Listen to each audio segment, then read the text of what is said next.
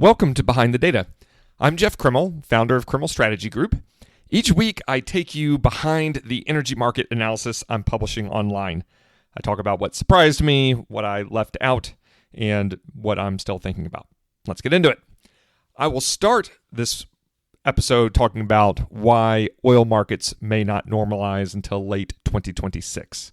This is a post I wrote about last week where I linked to an article from the New York Post because I'd spoken with New York Post reporter about developments in the war. And that's been an ongoing conversation that I've had over the course of the past few weeks. So occasionally pieces get published and some of my commentary appears in those pieces.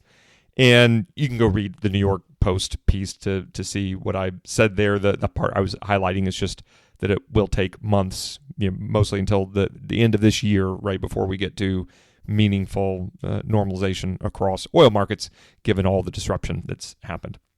So here in the podcast, rather than hashing through that, what I want to talk through is why I felt that was an important conversation to have with the New York Post and why I think the New York Post was right to lean into that element of it, is that these disruptions that happen in war can occur immediately, right? If you have the missile strike or a drone strike that lands on a piece of infrastructure, there's immediate destruction that happens there. And it can take hours, days, weeks, months, sometimes years to execute all the repairs to get that piece of infrastructure back online.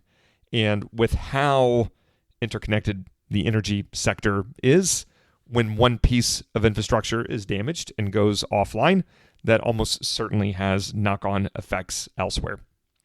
As this damage accumulates over the course of the war, it takes more time, not only just to literally repair the broken damage, but then to slot everything back in line in a way where you can have a flow of energy, of feedstock, where you're talking about processing, of transportation, where you're moving these hydrocarbons around. All of these pieces have to line up in just the right way so that you can have the throughput that the market had been anticipating from when the year began, and to have the durability and the reliability that's expected. All of this takes a long time. And so even if you get to a case where, say, the U.S. unilaterally ceases combat operations, we have a tentative ceasefire right now, so say this endures, and while there's a lot of verbal jarring back and forth, let's assume there's no more material damage to energy infrastructure. We are already seeing why the normalization process will take months, even if repairs in principle could be done in days or weeks. And we're seeing some of the commentary coming out of the whole blockade conversation, that now shippers are trying to decide, how do we manage this, right? Do we now, back in February, we did not have to effectively ask anyone's permission to send vessels through the Strait of Hormuz. And then for a period of time, we had to engage the Iranians and possibly pay a toll in order to gain safe passage through the Strait of Hormuz. But now, do we need to negotiate both with the Iranians and the Americans? And then there's a nonlinear situation where, okay, does the resolution of my negotiation with the Americans depend on my negotiation with the Iranians? And then likewise, will the Iranians change the terms based on what the Americans do or do not agree to? And there's a paralyzing element to that whole conversation. And right now it's focused on shipping because we're talking Strait of Hormuz and what will happen with maritime traffic.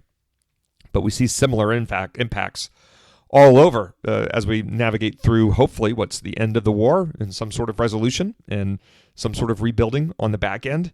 And that's just one small example of why this process will take weeks and months. There are diplomatic angles to this, then there are commercial angles to work out. Almost certainly there's going to be changes to how insurance works, maritime insurance works, particularly in the broader Middle East area. So there's going to be those sorts of changes, modifications to contractual terms, and some shipments that previously were economical may not now be economical. The cost level around all of this maritime activity will likely go up. There's not a clear reason why any of the costs would go down relative to where they were at the end of February, but several reasons why we could believe these costs will go up. That will reconfigure energy economics around the world. We can expect oil prices, gas prices, at least LNG specifically, petrochemical prices, all of these to step up. It's not that necessarily they will all remain dramatic increases relative to where they had been before the war began, but there's a lot of indications there will be some step up in the cost base to produce and transport and process these hydrocarbons globally. If there's a greater call on secure resources elsewhere in the world, those prices go up as a result. So the whole development here is inflationary in terms of how we should think through energy prices on the back end. And then we just have the capital that's required to repair this infrastructure and bring everything back online, calibrate all the flows so that we can approximate the throughput that we had back in February. That's why I wanted to talk through this idea with the New York Post. Not that what I just explained there all appears in a single New York Post article, but if we can have the popular media, the business press specifically, start to speak to elements of what's happening with the energy apparatus globally, and then specifically what's happening there in the Middle East, I think we inform policymakers, we inform the general public, we inform energy professionals, and we can just have a more productive, reality-focused conversation around where energy systems go from here, knowing what's happened through the war. That was the big motivation for me to lean into the conversation with the New York Post, and that's a relationship that I've built that every indication is will be ongoing as the war continues. So I look forward to continue to have that conversation and processing what's happening, be able to try to strip out noise as much as we can, really distill down to signal, recognize there's enormous uncertainty out there, so we can speculate a bit around what long-term implications look like, but there's a lot of clarity that simply won't materialize until we proceed through the disruptions that we're battling with the ceasefire and with any sort of diplomatic arrangements that may exist on the back end. So long road to go here, but it's important to be thoughtful, considerate, deliberate around how we process all of this information. And that's a huge motivation of mine when I engage with the business press in this way. The next item that I wanted to talk about was my appearance on Maciel Diaz's podcast. And in her podcast, I told my personal story in greater depth than I have on a podcast before. When I get invited on podcasts, which has happened routinely and is a lot of fun to do, I really enjoy that way of having a conversation. The host will often ask about me as we kick off the conversation, so I'll walk through an abbreviated version of my background. Maciel, her podcast is designed to extract these stories from people that are doing interesting things in the world of energy, and then marry those personal stories onto the professional journey, the professional contribution that each of these people is making. And so it's an interesting way to go about telling the stories. She's not just asking for a personal introduction so that the audience feels a little more connected to this person who happens to be having a conversation with Maciel, but this blend of all of our personal stories inform our professional journeys and the convictions that we hold and how we process our wins and our losses. And it was just a lot of fun to have a deep dive conversation through all of that, where I did not feel like it was just indulging my own ego. All of us enjoy talking about myself, me included. But I feel much more comfortable talking about myself publicly when I have confidence that what I'm saying is in service of whoever happens to be listening, that there's a chance they pull something out of that they can use for themselves, because life in general is very hard. Building worthwhile, valuable, professional contributions that we're trying to make in our career, that's in itself is very hard. I know I pay a lot of attention to people that feel like they've had some measure of success and what tools they've used and what lessons they've learned. So I try to share that back through that podcast. There's also an urgency around it because my personal journey, the way it ties into my professional journey, is launching Criminal Strategy Group. So I went from this corporate series of jobs into now this thoroughly entrepreneurial endeavor. And there's an element to that that's the reality is labor markets are changing. And that was part of the calculus I was thinking through as I was trying to decide what next steps would be for me in building a career from here. And the labor markets have always changed. They've always evolved. There's always been turbulence there. It seems particularly visceral right now, given particularly within the world of energy, that we have this notion of consolidation. We have efficiency capture that's creating layoffs. We have the politics and the tribalism that seems to be becoming more prevalent in the world of energy over time. We have the AI component to this that's creating a lot of disruption itself. When you layer all of those things onto each other, one of my beliefs has been that, of course, not everyone needs to follow my path. We don't need to follow each other's paths. When I'm in a mentoring capacity, I try to make the claim as powerfully as I can that it's important for all of us to embrace and build comfort around non-traditional elements to our career. They don't have to be non-traditional paths. Not everyone has to deviate from a corporate progression that might make incredibly good sense for them. And there will be non-traditional elements in that progression. There will probably be ways where you deviate from the role and responsibility that's been written, that's been documented, that's been communicated, not because you're not honoring and respecting that commitment that you've made, but because the labor market, the broader economy is evolving so rapidly. All of us need to explore, experiment, grow, evolve, and that requires non-traditional elements. We don't just put our head down and march to the next milestone the way that often would have worked historically in a corporate role. So this idea that labor markets are changing, non-traditional elements to our career are becoming more important to embrace, to build comfort around, to indulge. I'm doing that in one particular way through Criminal Strategy Group. But even if you are on a strictly corporate journey, that's your North Star, you have enormous commitment to that, you're seeing a lot of success there, that is fantastic. I don't want to argue that anyone should deviate from that when they're seeing that kind of success.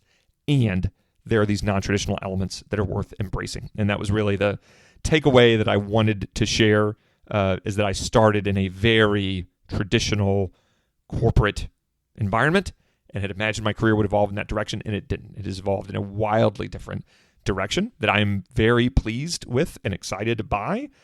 And I think that I would have done a good service to myself to be more mindful about that possibility earlier in my career. So if you've not listened to that podcast, if this notion of career progression and dancing with the wackiness that exists in the labor market today interests you, I definitely recommend you go check out my appearance there on Maciel Diaz's podcast.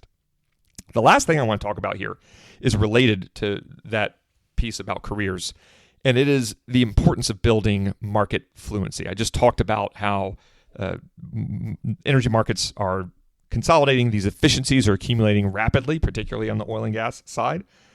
I had mentioned the politics, the tribalism that as new administrations take seat, there will be some technologies, some sectors, some specific companies that are in favor that will become out of favor. There are some that are out of favor that will become in favor. There's just a turbulence that exists around that. So if you work for these entities that align themselves strongly with one political party or one set of beliefs that seem to be more strongly embraced by one political party, then you'll just have more turbulence given what just the nature of the election cycle. So there's just less stability. There's more volatility that exists on the labor side across the board, given this intersection of emotion and politics with energy as we've known it historically. And so what all of us need to do is think through, within energy, we are all being asked to do more with less. I know almost everyone listening to the podcast right now will agree with that. And there's just a reality around it with how efficiencies have accumulated, with how headcounts have shrunk over time. There are just fewer people producing more oil and gas, managing larger throughput volumes on the midstream side, managing larger processing volumes on the downstream side. All of this is happening with fewer people. We are all being asked to do more with less. So it's very important, tying back to the conversation about the podcast, for all of us to develop new skills, new levels of awareness, new elements of versatility and flexibility so that we can perform even better going forward in our career. And one thing that has served me incredibly well in my career has been developing the market acumen that I have. That is relatively scarce, I think, because it can be intimidating from the outside looking in. Not that there's a whole lot of rocket science or sophistication involved, but there is just a whole lot of information. Everyone knows the volume of headlines that are coming out of us. And business, cable news conversations that's happening, and the extent to which politicians are talking about it. We get press releases from companies, and the level of conversation and interaction and information flow around energy broadly, energy markets more specifically, is enormous. And that in itself can be intimidating. How am I supposed to engage constructively with this flow of information to feel like I have an outlook around the market? I understand the market structure. I have an outlook about how I expect it to evolve from here. And now I can allocate capital with greater confidence having this outlook. That is an area that I've built incredible conviction around. That's what led me to build Oil and Gas Market Mastery. I have my upcoming webinar on Wednesday, April 15th, 12 o'clock U.S. Central Time. If you want to register for that, it's criminalsg.com/OGMM-info. And what that is, I'm using that webinar to talk about how to read the market 6 weeks into war. We are drowning in market information right now. Multiple times a day, we're getting new information about developments in the war and the ceasefire and the aftermath. And while none of us has a perfect crystal ball and none of us has perfect clarity around this, there are frameworks we can use to better tease out the signal from all of this noise. And these frameworks are the reason I built Oil and Gas Market Mastery, was to communicate these frameworks so that executives can build this level of fluency around the market and use it to drive better business decisions internally. Capital allocation is a classic example, but there's all sorts of business planning and operations planning, operations execution elements that being able to read market signals, to create defensible outlooks, to communicate what we've learned with confidence has incredible returns. And there's a scarcity to that skill set. And it doesn't take a ton of time to build. That's why I built this 12-week program. I'm confident in 12 weeks with the right level of rigor and the right level of interaction, we can develop an incredible amount of market fluency. And equally importantly, if not more importantly, we can learn how to sustain that fluency and build on that fluency over time, because the market is constantly evolving. And there's a set of simple to apply frameworks that allow us to take a lot of this complexity and harvest the simplicity that we need to build conviction around how to drive our businesses forward. So it's something I'm encouraging more people in energy to lean into. I think the returns to market fluency are growing. If this is an area you want to learn more about and see firsthand how we can use a couple of these frameworks to better understand what's happening just 6 weeks through the war at this point, then I encourage you to join us Wednesday, April 15th. I think it'll be a fun, interesting, valuable session. And at the tail end of it, for just a couple of minutes, I'll talk through the Oil and Gas Market Mastery program so that if you're interested in learning more, you can do that, learn more, and then hopefully sign up and join us. The next cohort will kick off Thursday, April 23rd. As always, thank you so much for listening to the podcast. Really hope you enjoy it. You can follow me on LinkedIn, reach out to me on criminalsg.com. I'm always happy to connect and engage. I hope you have a great week, and we will talk soon.